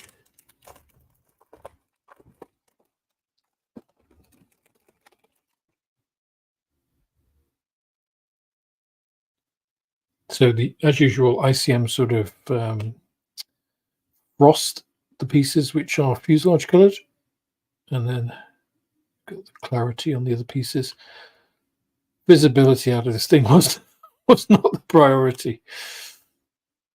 That's the piece there.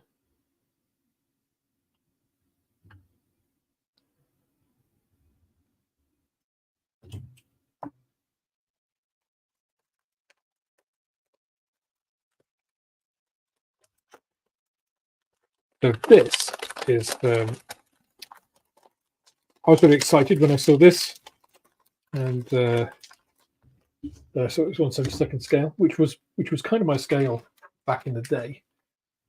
And I was just like, oh, I was hoping it was going to be 148. And I was just like, well, actually, 1/72 would be cool. Yeah, get a good comparison with my other 1/72 scale aircraft.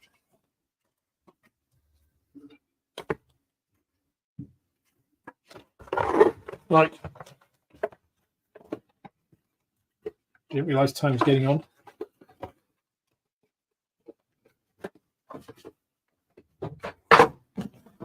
Let's have a quick flick through the comments.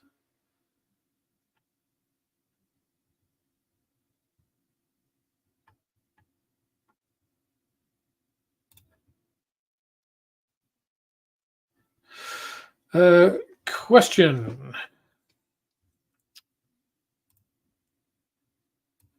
So, airfix honoured pre-order prices to customers. Has this extended to retailers as well? I believe it has. Yeah, I think that's. I think that's fairly standard business practice. If you've got pre-order prices, you honour them. You have to have a good reason not to. But yeah, I haven't ordered anything from airfix for quite some time. Yeah. Enough on that at the moment. Let's see. Airfix still has some time. It's got 3 months, right? Realistically, it's not going to release any surprises through December. I expect they will release something. The big announcement, if you like, I imagine will be before Telford. But I'm not sure what they could say that would turn around my general feeling for them this year. It might bring them back up to kind of neutral, but it would have to be a good one. 48 scale Jaguar, kind of good, you know.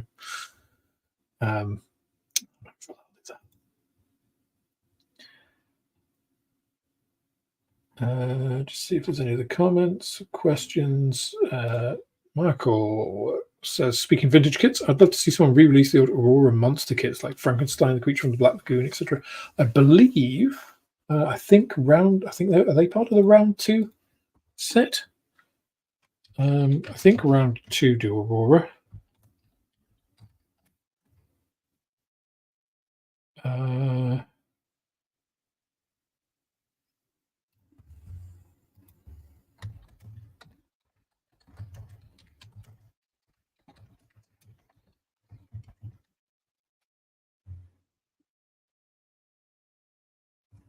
Okay, yes, they do. Round 2 is an American manufacturing company which produces scale models, founded in 2005. So, okay, I don't see Aurora there, though. AMT, Hawk, Johnny Lightning, MPC, and Racing Champions. I'm sure somebody is producing the old Aurora kits, though. I've seen them. But anyway, to the side.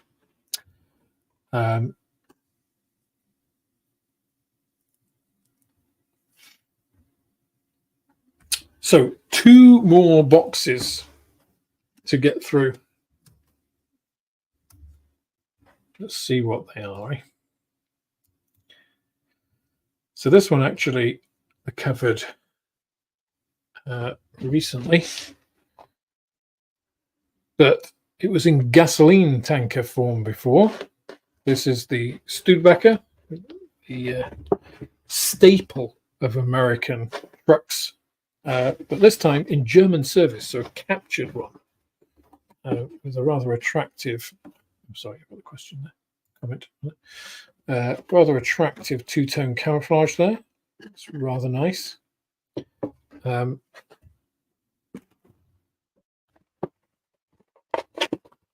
Now the gasoline truck obviously had different parts for that. I won't go through the instructions because they're pretty much the same, but I will show the decals. They look pretty nice. So obviously you've got Wehrmacht numbering for that. But the kit itself is going to be pretty much identical to the one in US service. In fact, let me just bring out the instructions, having said I'm not going to look at them. I think all the parts will be the same. Yep.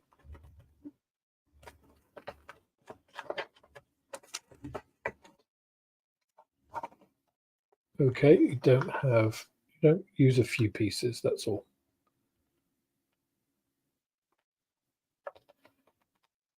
But yeah, otherwise pretty much exactly the same, but we of course have different schemes.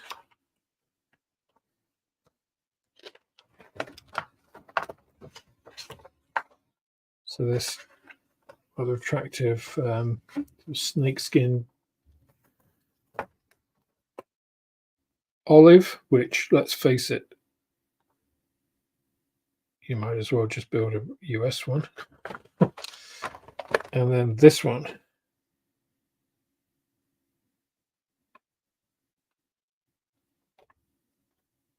which gives a good opportunity to do some nice winter weathering on there.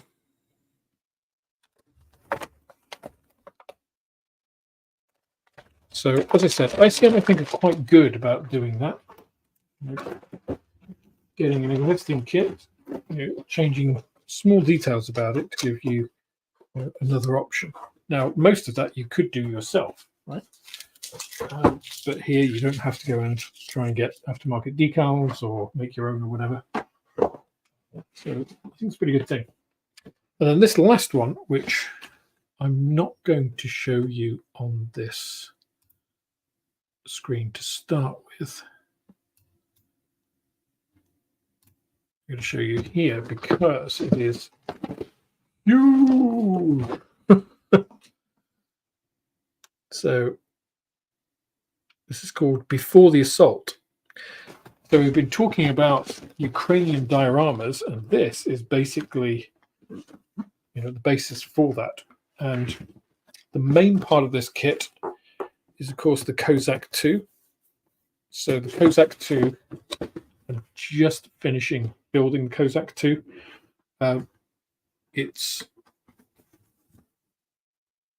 That's the kit that won, I can't remember, it's a German modeling website or magazine, maybe an online magazine, that awarded it Kit of the Year 2023. It is a fabulous kit. It is not for everyone. It is, I would say, intermediate level up. I know Steve T bought one and couldn't get on with it because it was just so many components, because it has a full interior. So you build, the only thing it hasn't got in is the engine, really, which, a lot of ICM kits do, but it's an amazing kit, and there's quite a lot of options in it. And I'm just finishing it now for that Ukrainian diorama. So I've got the Kozak 2, I've got the Leopard 2, I've got the Challenger 2. Did I say the Kozak 2? It's just the Kozak. Is it the Kozak 2? It is the Kozak 2. They're all 2s. And then a bunch of figures to go with it. Now, this set also has, and I'll go on to the kit itself last, because you may have seen that before already. So the kit itself has this set of figures, which is the Quietly Came, oh, I'm not showing it. Sorry. Rookie error. So it has this figure set, which is the Quietly Came, Quietly Went, I think it's called. It's the kind of like the Special Forces set. So, which is really, really nice. But you also get this. And this, as far as I can see, is unique for this set. And I imagine they'll probably release it separately as well, but who knows, maybe not. And this is a whole bunch of other figures. So some of which are already around. So this sprue here is the drone from the War Has No Gender set, which is quite cool. You know, you've got like a little drone case, you know, obviously a couple of side arms, main arms, and then the drone, which is quite cool. And then you have a couple of things. You've got a driver for the Kozak 2, and all of these are in, you know, current 2024 or 2020s combat gear, you know, posed for sitting in the Kozak 2. There's the rear part of the bulletproof vest with webbing. That's the seat, molded for that particular chap's bum, and the back of the seat with him in to give him the, you know, correct sort of push into the seat. Arms, again, you know, I mentioned about the sculpting here. You know, the way he's got that tied midway around his arm there. You know, obviously wearing gloves in this example.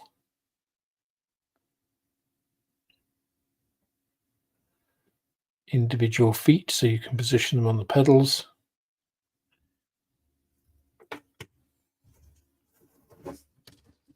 You have this guy who has a pair of binoculars, so he's looking out across the field. Again, all the standard gear.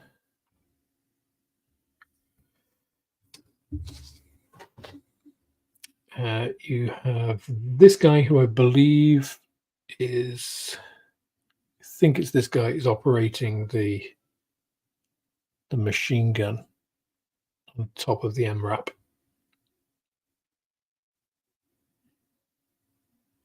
So he's standing in the vehicle.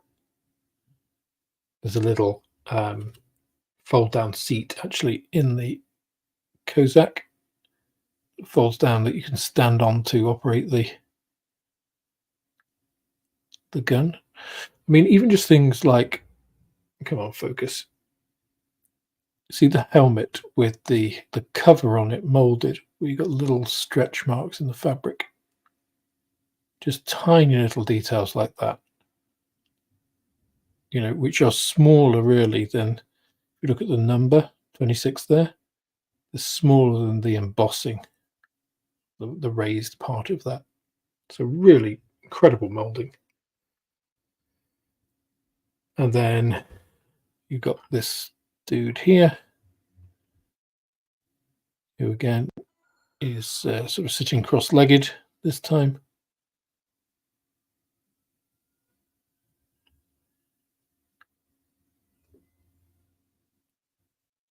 Yeah, a bit more casual. And, you know, again, all of these as depicted, you know, here on this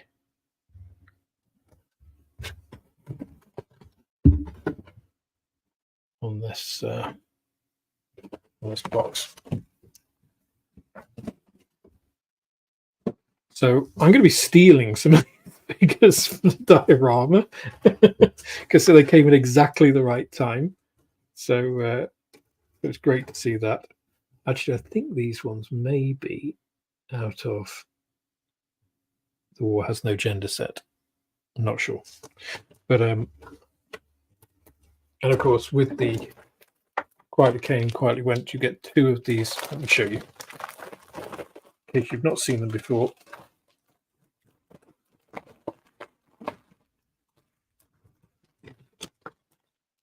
You get two of these weapon sprues, which are, again, quite beautiful in the way they are molded. So you get all kinds of weapons. I think that's an AK-74. You've got a bullpup rifle of some description there. that looks like an AK sort of 47 or 74, not sure. You've got that I think is a 74 with looks like a red dot sight and a suppressor on it, and different stock. Got some sort of unguided or guided rocket there. You know, various little knives and other pieces. I think there's a light machine gun, another bullpup, a whole bunch of stuff to use with these guys. Oh, the helmets as well. Those are the kind of one with the tactical rails on. So there's different types of helmets that you get with these sets. So again, really, really nice. And then the Kozak 2 itself is a massive bag of plastic. This is one of the best kits, vehicle kits I think I've made.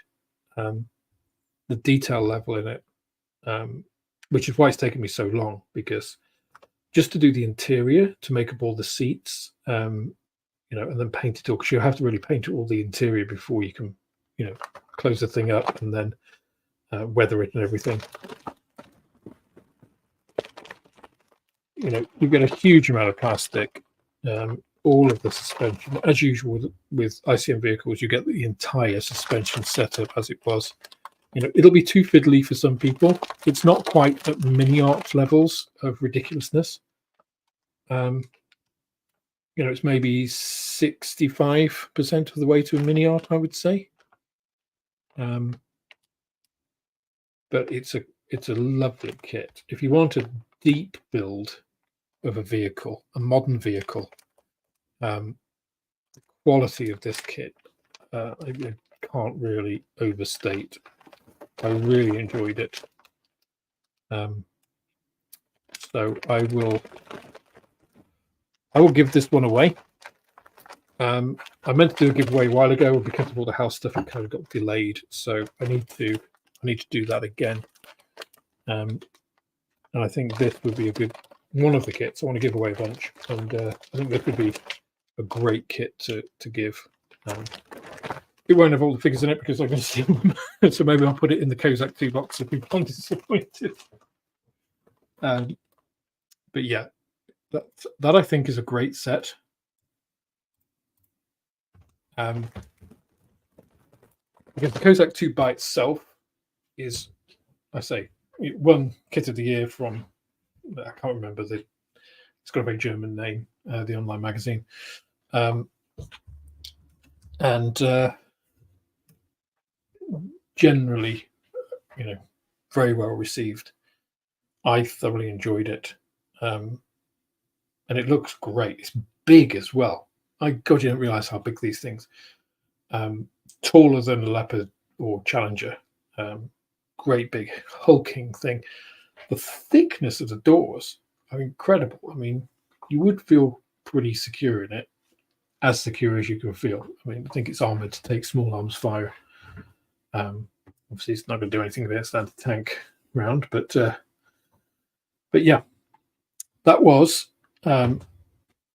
August's releases from ICM.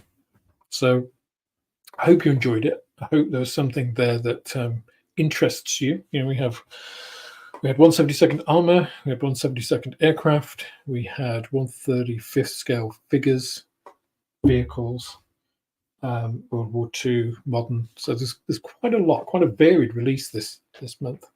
Nothing for the 1/48 scale aircraft people, but we've had quite a lot of that. Obviously, we had the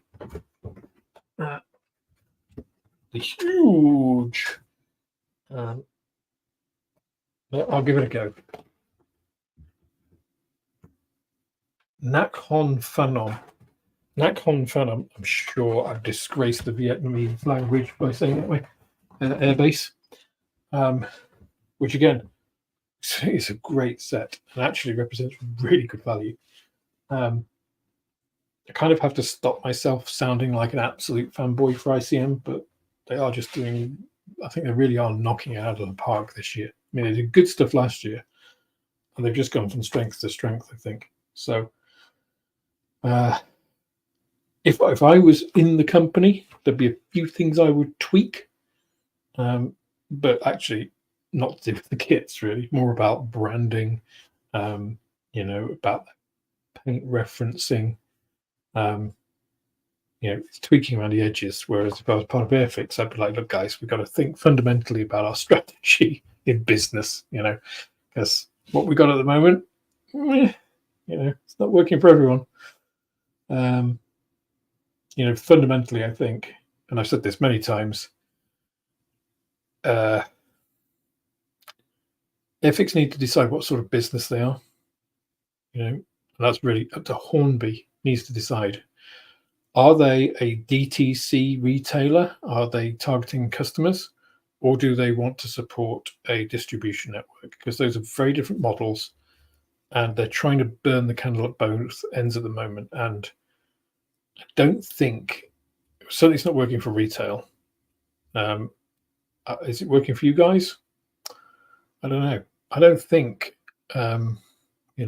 outlet sales at 30% and like all these offers and things they do give many people a great confidence in what Airfix are doing at the moment. They've had the price increases just happen. Say my biggest disappointment of the year so far has been Airfix. This one. So obviously way over time, but kind of wanted to address everybody's questions, and obviously had that phone call at the beginning, so worried a bit of time. John, I saw that on your build. I was really surprised about the fit issues there, because obviously I haven't built that kit, so I don't know how that works. Because from your build of it, I couldn't see any way. Because usually I assume that I've done something wrong if there's a fit issue. That was one of the things with the Trumpeter Challenger 2, right? Because when I put that mantlet in, I was like, well, that's wrong. It's just obviously immediately wrong. You can just see it. And it's just like, so we need to think, how have I managed to do that? What have I done wrong? And then you think, well, the pins are molded onto the mantlet and the holes are part of the turret. I haven't done anything. This is molded in stuff. It's just wrong.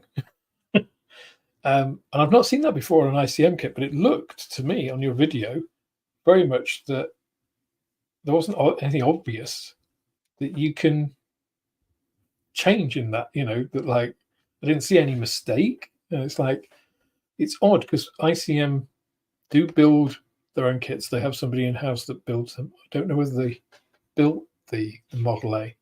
That was really surprising to me.